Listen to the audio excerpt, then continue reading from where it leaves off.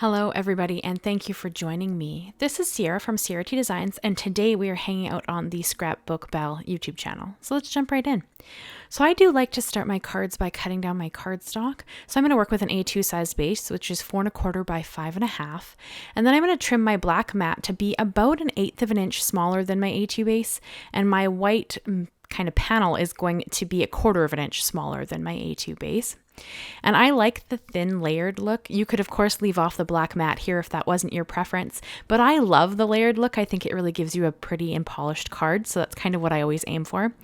And then I'm going to start on my panel. I really want to create a scene because the Lawn Fawn stamps and dies really lend themselves to beautiful scenes.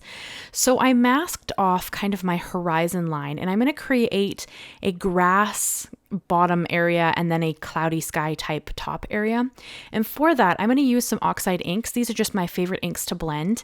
And I used Twisted Citron to start, and then I brought in Mowed Lawn to kind of give it a little more dimension. And then for my sky, I'm just going to move my mask to the other side of this, and it is just a low tack tape. Sorry, my face gets in the way there for a second. It's just a low tack tape, so it's really easy to lift off and reposition if needed.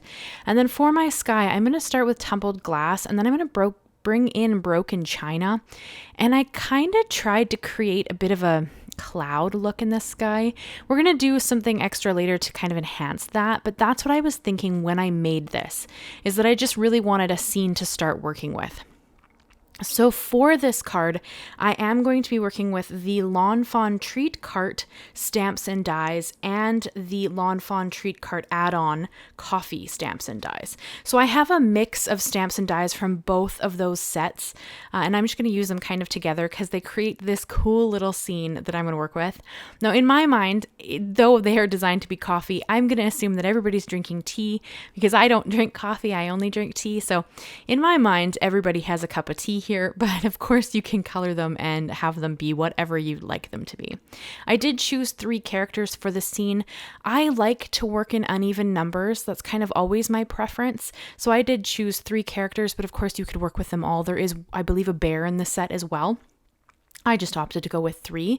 And then we're going to get into the Copic coloring. So I did use the Gina Amalgam ink because it is a Copic safe ink, and I love a smooth cardstock. I find that my Copics just lay down a lot easier this way, so that is kind of my preference. I generally like to go in with my neutral colors first because I like to work with such vibrant colors. If I start with neutrals, I end up using, a little bit of a less vibrant palette, and then it kind of all works better together. So I went in with N1, N3, and N5 just because I really like the neutral grays. I am going to bring in the cool grays and the warm grays as well later, but I started with the neutral grays just because I thought it would be a good starting point, and sometimes I struggle to pick colors. So this kind of makes it easier if I start with the grays and then maybe the earth tones, and then I kind of work from there. I generally like to do a light, mid, and dark tone. I usually do 3 color blends, but because the Lawn Fawn images are pretty small, I find that with this I can get away with usually a 2 color blend, and I'm pretty happy. So I used E18 and E19 to do the cart because in my mind I figured it would be wood. And then I am also going to use that for the fox's body just because I did want a slightly darker red for the fox. I am kind of trying to lean into an autumn palette instead of a more summery palette, though there's no right or wrong here. Color them however you like. You can color them with one color and it will still look beautiful because the Lawn Fawn stuff really leans itself to a simplistic coloring palette as well. So really any coloring would work for this. Now I'm going to start to bring in the colors that I really want to work with. So I started with my Gs, which is the green family, and I used G17 and G19, and I'm really going to kind of just pick multiple elements to color in. So in this case, I'm coloring, one leaf on that decoration piece that's going to go on top of the cart, and then I colored a mug, and then I colored a second mug because why not have a matching set of mugs? I think that's pretty cute. And then I'm going to bring in the kind of more reddy oranges, which is something I want to work with for fall. So those would be YR09 and YR07. I also brought a little bit into the fox's body just to give it a little more color because I kind of felt like he would have a different shaded stomach. So with that, I'm using the Copic markers to kind of glaze over top of a color I already have down, and that will help tint it a little bit. So, I mean, Copics are one of those markers that you do have to work with a bit to get a feel for them, as is any medium, really. But they're so fun. And if you start out with, 1 or 2 color blends, or then you get a little into the 3 color blends, you can really do some great Copic coloring. There are some phenomenal Copic artists out there. I don't claim to be one. I'm not terribly practiced with my Copics, though I love them and I have so much fun when I bust them out in color. But there's no right or wrong way to do that. So just keep that in mind if you're newer to Copic markers. You can do whatever you want here.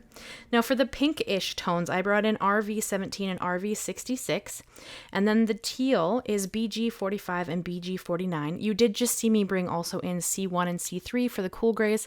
I kind of just did the awning because I felt like it would be a lighter color, but I don't want it to be white necessarily because these are going to get a white outline when I use the die cuts. I really just kind of wanted everything, if it was going to have a white piece, it would be more of a gray shaded color, just because then it will stand out against the white of the die cut when we get there.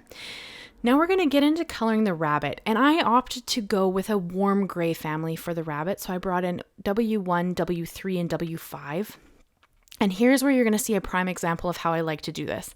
I laid a wash of the W1, went in with the W3 to create some shadows, and then went in with the W5 to enhance those shadows.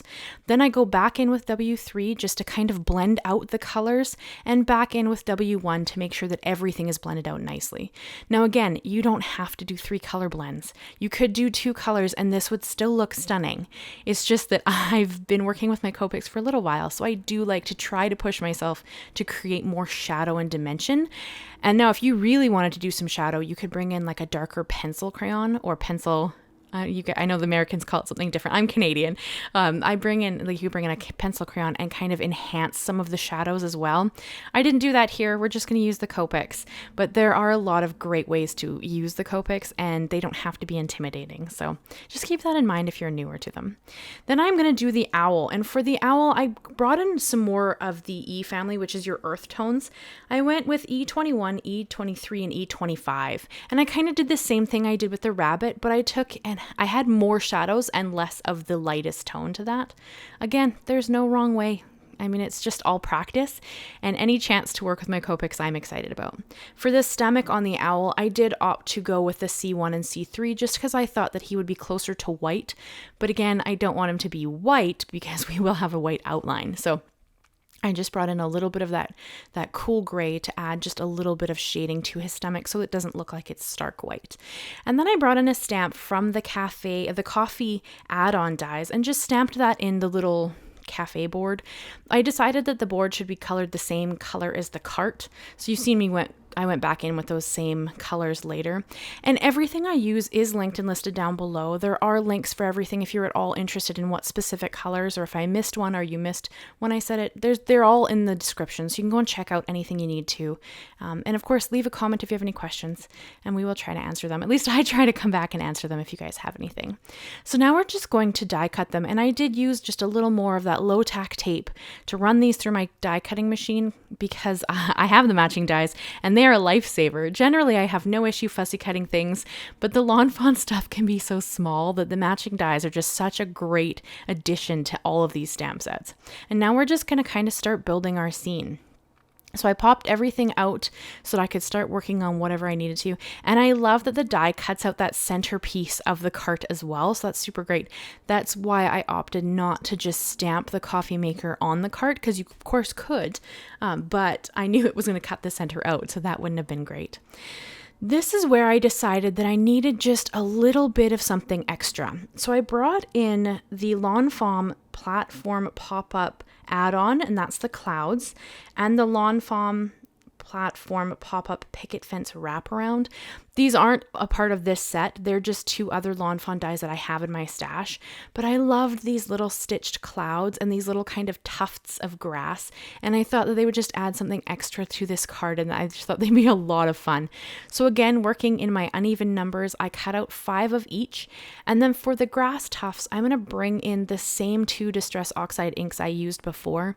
I don't want these to be a different color. I don't want them to steal the show, but I want them to just add a little bit of interest and texture to the background, because right now the grass looks very flat and that's not what I'm really going for. So this kind of gave me a chance to just add a little more interest to the card design. And the same thing with the clouds, though the clouds I left completely white because I thought that they would look really good against that blue toned background. You could, of course, bring in a different color and add something to the clouds, but I opted to just leave them white and let that kind of stitched detail speak for itself. And now we're going to start adhering everything. So I started by layering up my little coffee cart, and I kind of figure this coffee cart doesn't leave. I think that, you know, this person, this owl gets to stay here all the time. So the grass is a little bit going to be around the wheels of this cart because this cart gets to stay in place. And I don't know why, but when I work with Lawn Fawn stuff, I always create like a little story of what's going on in my head, because the characters just lean themselves so well to kind of creating a story with them. And that's what I end up doing. You know, like these people have come for a little tea date and they're hanging out on the lawn here and they're just enjoying their tea while they watch the clouds go by, and Owl's sitting there making up a little coffee or a hot chocolate because it's got marshmallows in it. So I assume that green cup might be a hot chocolate, but stuff like that. I just think that it's so fun, and I just love the Lawn Fawn dies for this. So we're just going to adhere those clouds to the sky. As I said, I do have 5 because I like uneven numbers, and I'm going to have some of them hang out of the panel. I thought about cutting them off, but in the end I left them because I do have those borders with the layers of cardstock, so it just hangs over the edge a little bit, and I kind of like that look. But you could cut them off if that was your preference. There's no right or wrong way here at all. But I'm kind of just thinking that the grass has kind of come up and grown around that cart a little bit because the owl gets to do business there every day, and I just thought that was kind of fun. But I still wanted a little more texture in the grass, so I brought in YG07 just to add little tufts of grass. This honestly is just for a little bit of added interest. I don't think you're supposed to use Copics on top of Oxides, but honestly, I like to use my products, and if something happens, I would just change the nib of my marker. So I'm not really concerned about it, but just be aware that be careful what you use your markers on top of. There is the potential to hurt your nibs, but they sell replacement nibs, so to me, I just want to use my products however I want to use them, but always keep that kind of stuff in mind. And then I just wanted to add a little bit of extra something. So I went in with a glitter pen and I added that to the clouds and the cups and on the awning of the little cart. Because I think that that would be a super fun place to go and have my tea, have these little glittery, vibrant cups and sit on the grass and just watch the clouds go by. Like, this sounds like a beautiful coffee date or tea date in my case. And then I am going to go in and just add a little bit of white highlights. This isn't necessary. This scene is completely beautiful on its own. I just like the look of a highlight, like a very, very vibrant highlight. So I think it's really fun to kind of go in with that white gel pen. Now, I'm not keeping in mind any kind of light source or anything like that. I'm just adding white highlights wherever they feel like they would be fun to me. So there's no rhyme or reason to this. It's just, I like the look, so that's what I'm doing. So keep that in mind. And it's not necessary. I mean, that scene was completely cute without the highlights. It's just something that I like to add because I think it's kind of fun. And then because I figured this really needed a birthday, and I love that Lawn Fawn does kind of punny sentiments. So I did use sentiments out of both because the treat cart comes with the word birthday, but the coffee add-on comes with the other words. So I did end up building my sentiment with both sets of the stamps. And I mean, if you didn't want to add it to the front, you could absolutely add it on the inside. I just opted to kind of make this a birthday card by saying it on the front. But how fun would this be to send to a friend you wanted to go on a tea or coffee date for their birthday? Like, wouldn't that be like, I just think that would be super adorable as a person who mails most of the cards that they make. I think that'd be a really fun thing to share with somebody. So I did bring out the Wishing You a beautiful birthday. I had to think about how to pronounce that for a second. Wishing you a beautiful birthday. And I thought that was just a really cute sentiment to add to this coffee or tea themed card. So that is what I went for. And I just cut these sentiments down into little strips so that I could adhere them on the card. I thought about, putting it on the inside, and I thought about a few different things, but I just thought this was kind of a cute little tea or coffee date birthday card that I could give to a friend, and I think that they would really enjoy it. So that is always what I was thinking.